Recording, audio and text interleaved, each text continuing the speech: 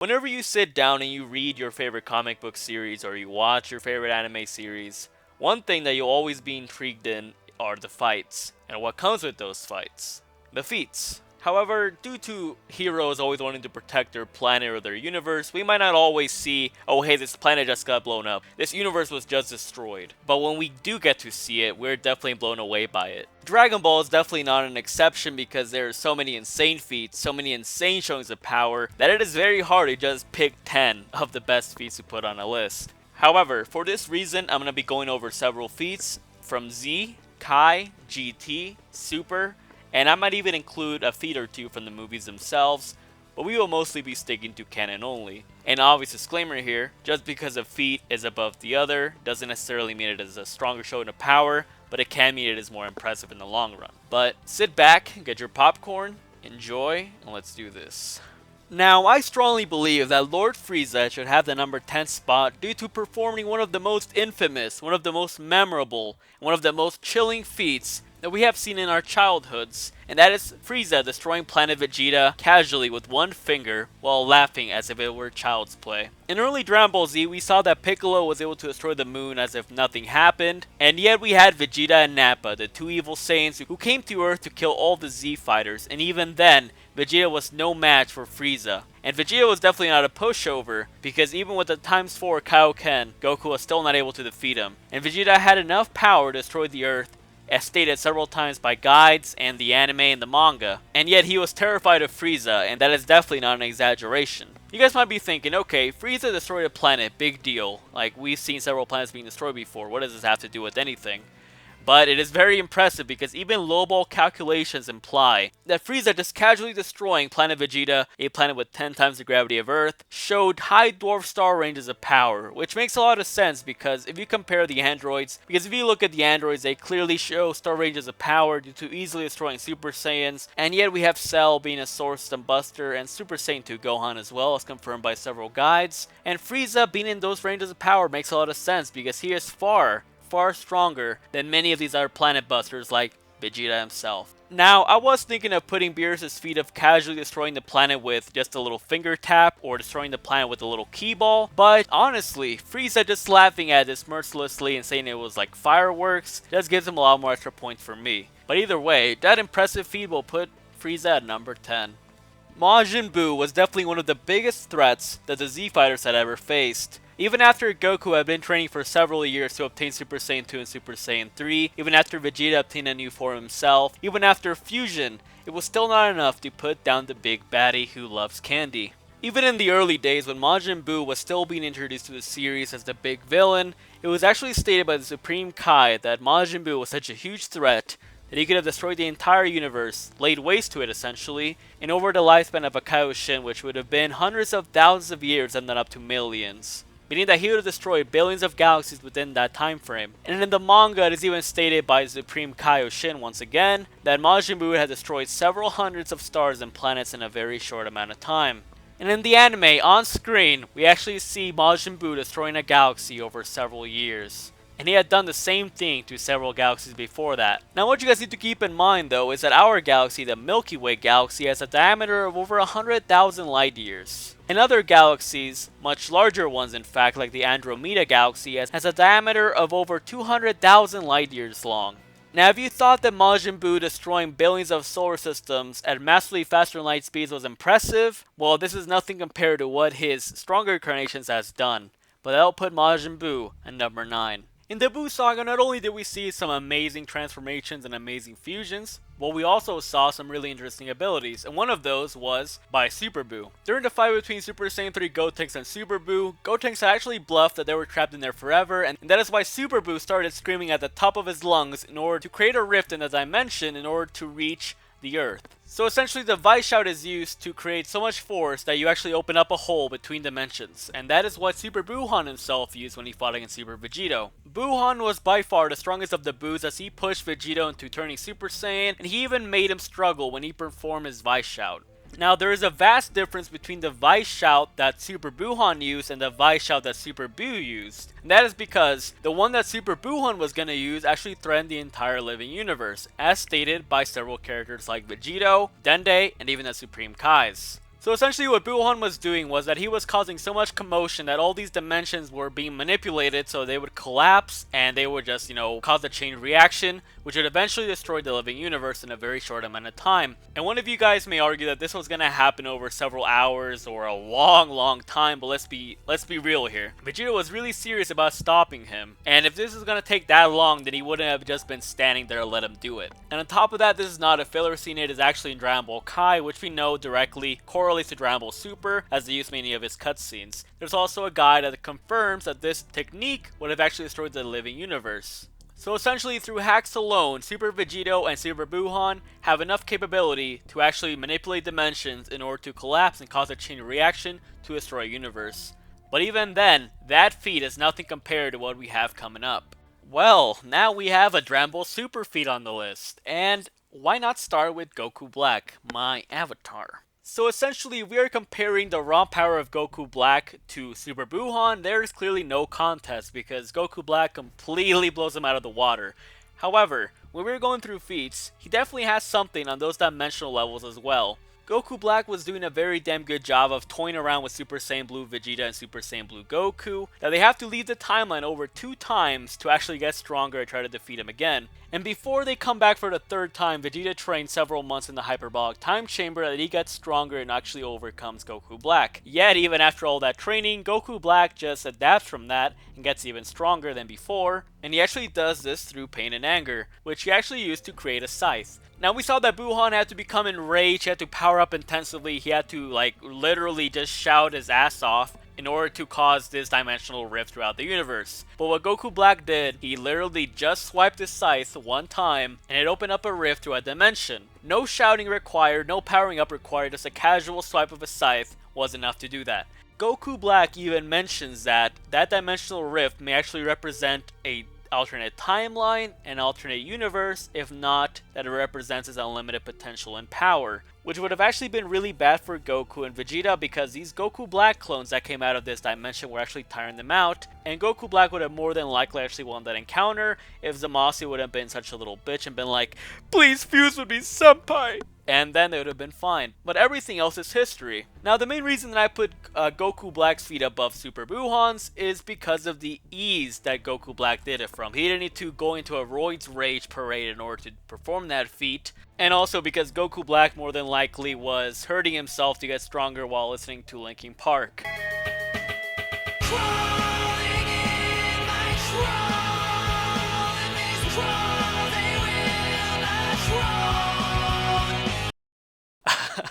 But anyways guys, that will put Goku Black at number 7. Well, now we have a feat from the strongest character in the entire Dragon Ball franchise, the strongest villain of all time, and that is Omega Shenron. Because let's be real here guys, okay? Omega Shenron appeared down the timeline after Super, meaning that he's the strongest one, right? Right? Either way, the villains of GT, even the weaker ones like General Rildo, were stated to be beyond the power of Kid and Majin Buu, whom, as I've proven, were already capable of wiping out galaxies over several years, and in turn, billions of solar systems. Shadow dragons like Nova and Sin Shenron had enough power to rival Super Saiyan 4 Goku, one who is easily thousands of times stronger than base GT Goku, who we know is beyond the power of Super Saiyan 3 Z Goku. And Super Saiyan 4 Goku might even be stronger than Super Vegito from Z, although according to a guide, Vegito might be stronger than Super Saiyan 4, but statements from GT can also argue otherwise. For example, Super Baby once stated that he had the greatest Saiyan power, and we know that Baby had memories of Vegeta, and we know Vegeta was fused into Vegito at some point, and Goku even commented that his power was definitely awesome, or that it was definitely a large power. So you could say that Super Baby 1 and Super Saiyan 4 Goku are stronger than Super Vegito from Z. However, you could also argue otherwise going by the guide, but regardless, the point is that Omega Shenron is easily beyond the power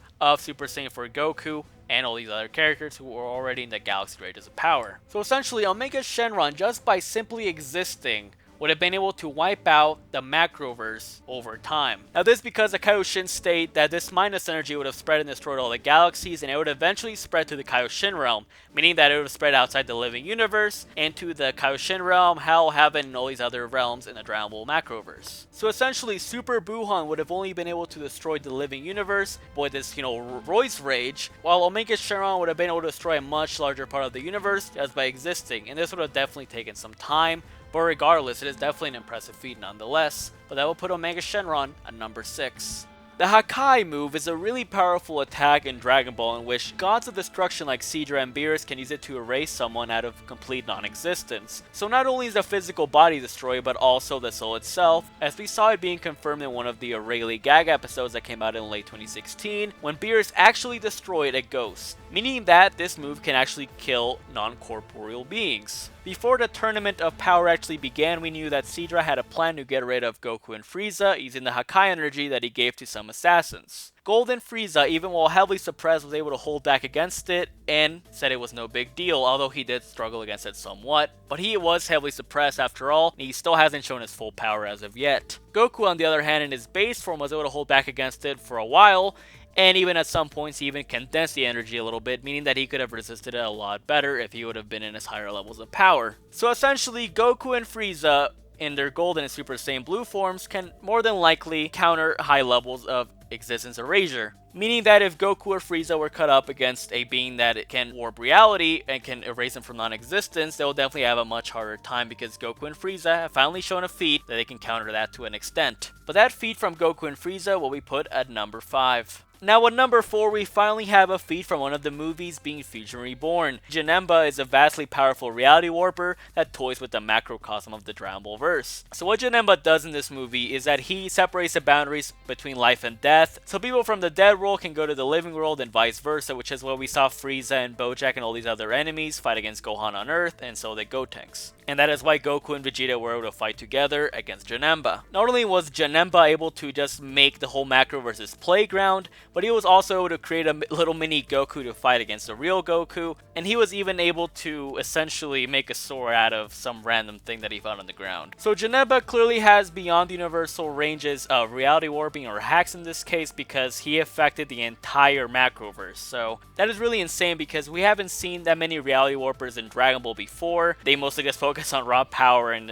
just fighting. But Ginetta is definitely a unique villain in the Dragon Ball verse, and that is why he is at number 4. Now, the number 2 and 3 spots were definitely a lot harder for me to pick which one to put over the other or under the other. I mean, this next feat is definitely what revolutionized Dragon Ball scaling, and it definitely goes into how powerful these characters are. It's like, okay, we know these characters are vastly above this character who's universal, and yada yada. And due to this feat, we finally have, characters like Goku and Beerus, Goku Black, Hit, all of them being like universe level characters, right, if not higher. But it was definitely a tough choice. Number 3 is Goku and Beerus fist clashing in the Battle of Gods arc. Now, this battle was really interesting, and it was definitely really important because we finally saw how powerful characters can be in the Dragon Ball verse. And I mean, the best feat we had was like Buhan and Omega Shenron, and even then it wasn't like true universe busting, Basically in this fight, Goku and Beerus were going at it, fist clashes, their shockwaves were destroying planets and stars around the whole universe. It was even going outside of the universe to reach the Kaioshin realm and all these other realms outside of the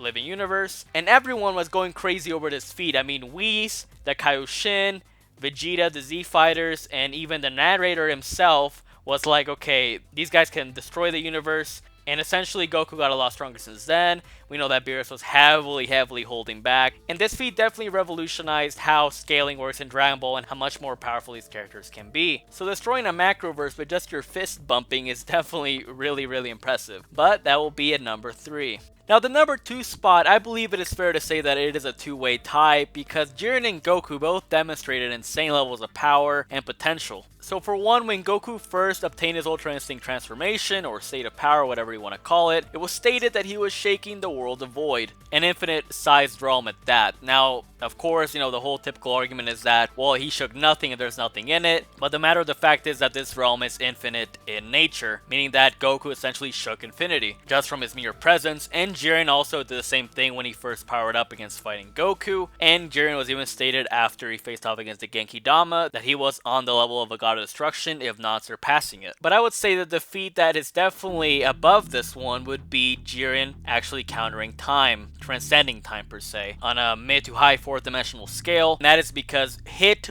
stopped him in time. Okay, a suppressed Jiren was stopped in time, and even then he was moving around like nothing was happening. We know that Jiren was definitely suppressed during this time because, I mean, it was stated that he still had more power to show. And when you analyze the fight between Goku and Jiren or Hidden Jiren, we never ever see like any statement or anything that implies that Jiren was using anywhere close to his full power. So he definitely still has a lot more to show. But going by Jiren's feat, it can show that people that are God of Destruction tier, if not higher, can counteract the effects of time, you know, like stopping time itself, and being able to react and not be caught off guard by a time skip. Jiren and Goku being on that mid to high 4th dimensional scale is definitely a really good feat, and it can definitely give us an idea about how much more powerful the angels are and Zeno himself. Now, number 1 will be, drumroll please, Farmer with the shotgun is supposed to be one of the strongest omnipotent characters of all time, and Raditz was the only being to ever actually counter one of his omnipotent god bullets. Raditz literally, like, got one of his bullets, he caught it as it was flying towards him, and he bounced it right back and killed the farmer with shotgun. That is crazy, but that is definitely the number 1 feat. Raditz is the strongest character. He got taken out because of plot and stupidity, and because Toriyama just wanted like less omnipotent characters. He thought Raditz was way too overpowered. For reals though, number 1 clearly has to be Zeno destroying the timelines, or destroying a timeline I should say. If you guys remember back in the Goku Black arc, you know, after Vegito failed to defeat Zamasu and then Trunks, you know, merged Zamasu in half, and then he became Infinite Zamasu, where he was becoming the whole universe and essentially the whole timeline itself, so all the 12 universes. And Zamasu actually spread to the point that he went to another timeline. And I've actually mentioned this several times. It's a lot easier to go to a specific point in time than it is to go into a different point in time, if that makes sense. So, and on top of that, we know that Zeno did destroy the timeline because we said that his world was destroyed. And when they talk about world, they mean the whole creation, right? So they mean like all the 12 universes. Whis says something similar when he's talking to Beerus, Goku, and Vegeta. I believe it's even before they go confront Goku Black. He says that Zeno can destroy the galaxy, the universe, if not all 12 universes, like the world. So Zamasu was spreading around all these universes, and even then Zeno was like, I'm pissed at this guy, I'm just gonna completely erase him. And he did this without even like breaking a sweat. Zeno destroying the timeline is definitely number 1. This is by far the strongest canon feat that we have, and there's really nothing else that can top this. So yeah, I really hope you guys enjoyed this top 10 list. A special thanks to MJxTV for helping me out with the thumbnail. It came out pretty nice. And make sure to like, subscribe, and yeah, just comment if you enjoyed. And peace out, thotties.